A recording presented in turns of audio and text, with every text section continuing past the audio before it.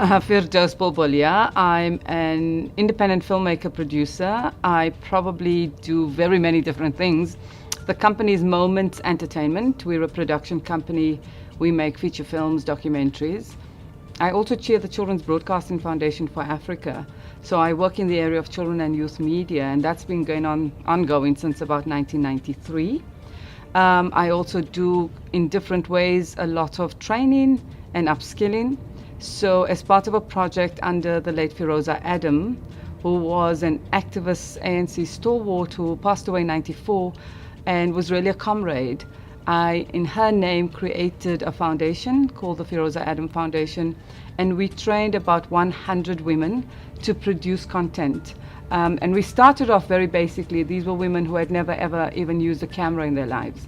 So the idea was to train them to write their own scripts.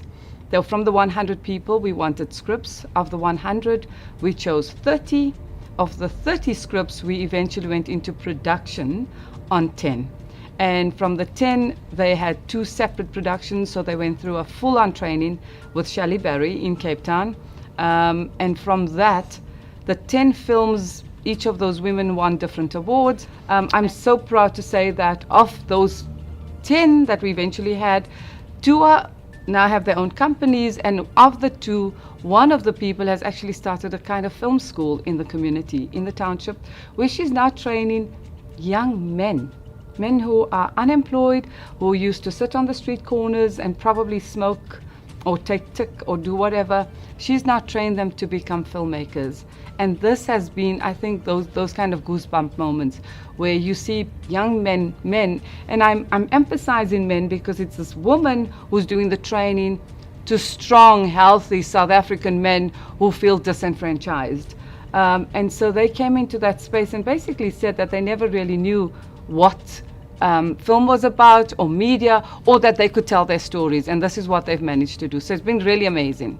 Well, I suppose one has to go historically. So as a matric student, I was detained. I went to prison because I believed that the country was not going the right way and that we needed to fight apartheid. So I think that kind of instills within your DNA a sense of belief, a sense of helping, a sense of supporting, a sense of liberating. And I think liberation comes in many ways.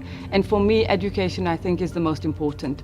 And so wherever I find myself, I'm educating. Whether I'm in a boardroom or I'm in a classroom, it doesn't really matter. I'm always challenging and changing the status quo. So pearls of wisdom is to be honest, to be authentic. Everybody says be authentic. What is being authentic? Being authentic is meaning that you really are informed, that you read, that you empower yourself, that you grow your networks, that you know who you are, so that when you talk from that perspective.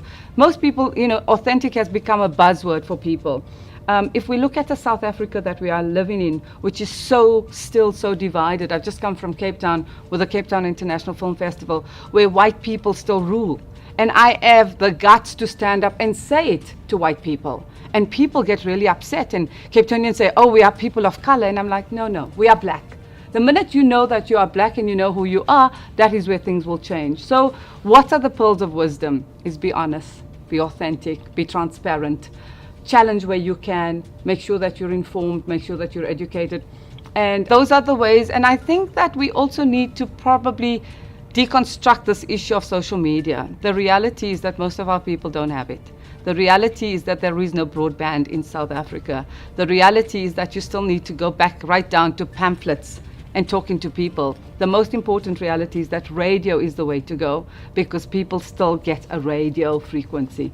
So I'm quite prolific on Facebook. People get quite surprised because I really don't care what other people say. I use Facebook really to send out information. So whether people like my post or don't like my post or read it or don't, that's not the point. The point is to get out the information, and whoever needs it will get it. I'm also on Instagram and on Twitter. My Twitter handle is just Firdoz without the E.